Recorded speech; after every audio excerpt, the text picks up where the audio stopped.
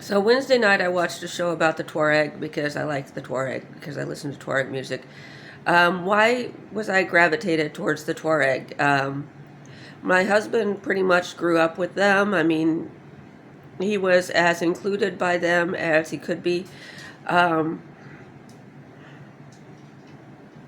and his legend that he was calling Shake Your Booty was a Tuareg.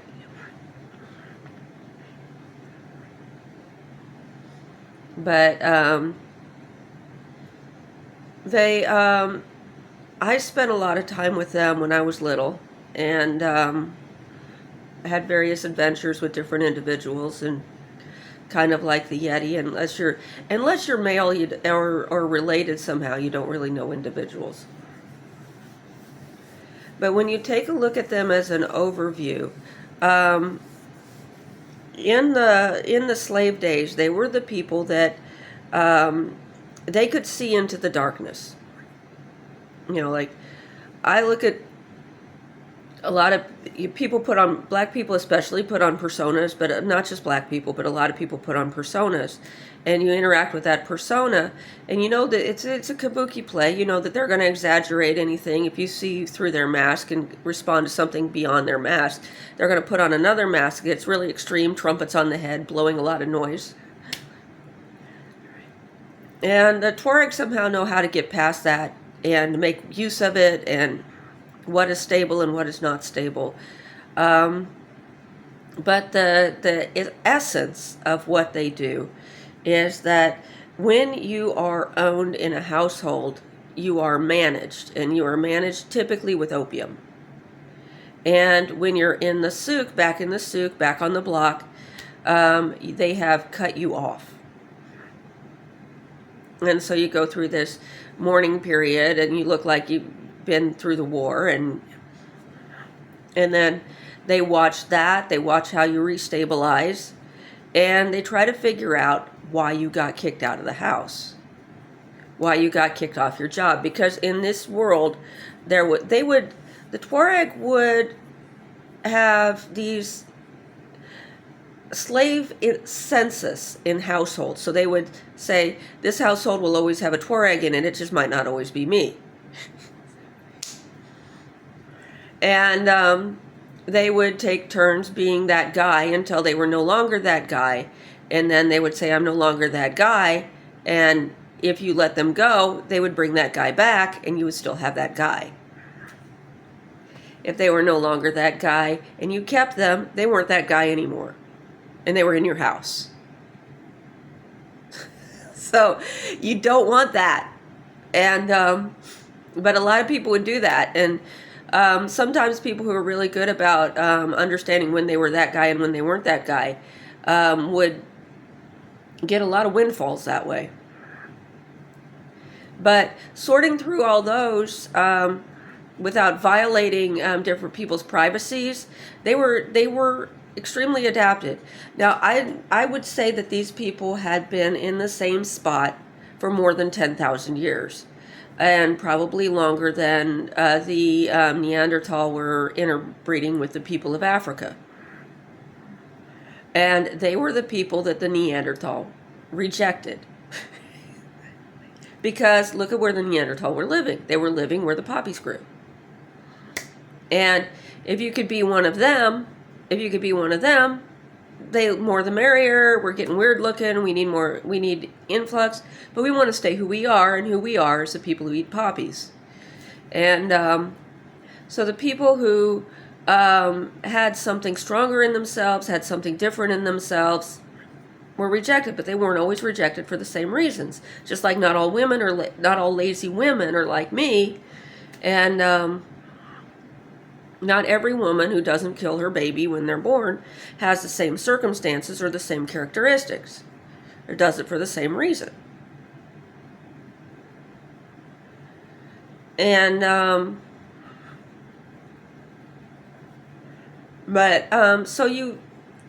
Tuaregs' place in the world is waiting for Zoroastrianism to wash over, and then to see what is left behind in it. They are animist more than Muslim, that they use Muslim idioms. I was thinking of the Tenere song. There's a couple of lines in it I don't catch, but I could probably extrapolate what they would be. But it's Hayati, Harami, Alo Aleya, Shweya Shweya. And then there's da da da da da da da. Allah, illa, layla. And and I would say that the other humming and stuff like that, I don't know what specific words he used, but it would be the concept that um, that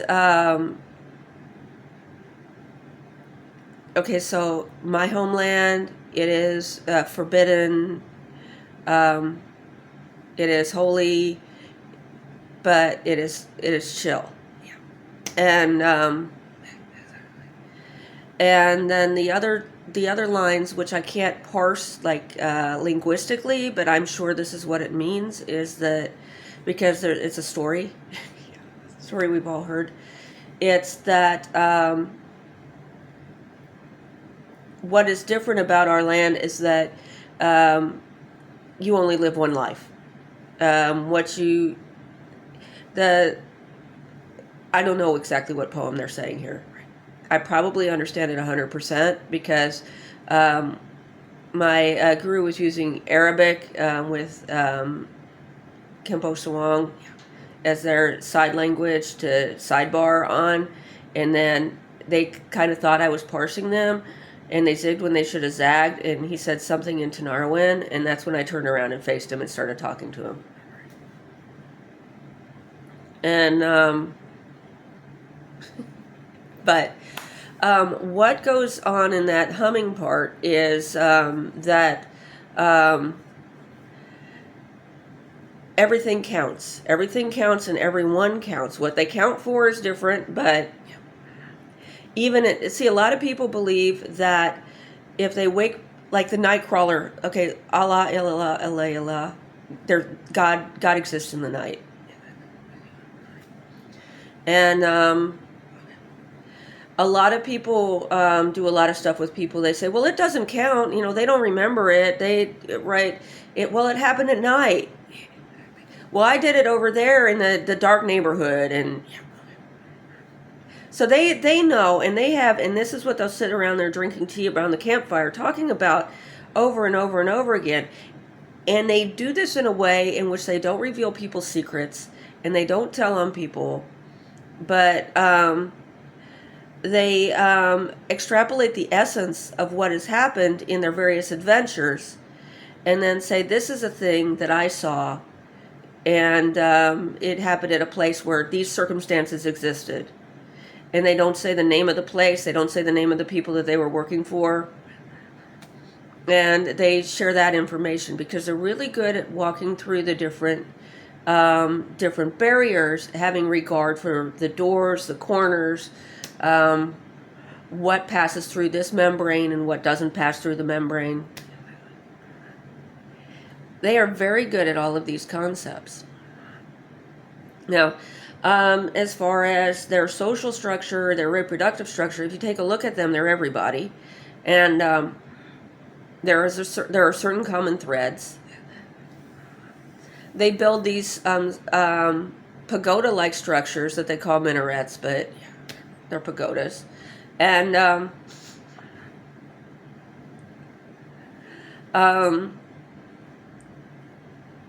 but they, scrape the dregs of the souk to bring them home, and they adopt. And they can understand when they are breeding in your houses and bringing people back when they're ripe to cultivate them further to sustain their culture. So there's God in the night. There's also God in your house. There's God in, that what we have out in Tenere is, and then they teach this. So I've been out there and learned this from them for a critical period of time, that to appreciate when you're going through withdrawal of any kind, to appreciate the sounds of the birds, the camels, the smell of the desert, the things that you're not going to find when you go back to that other thing that maybe tripped your dopamine receptors a little better. And how to live in a depressed state of mind until it becomes your regular state of mind. Because normal white people are on opium. Normal Asian people are on opium. The respectable, that air of authenticity, that air of authority in them is opium. And that they have learned, and they have never lost, and they have regained over and over again the ability to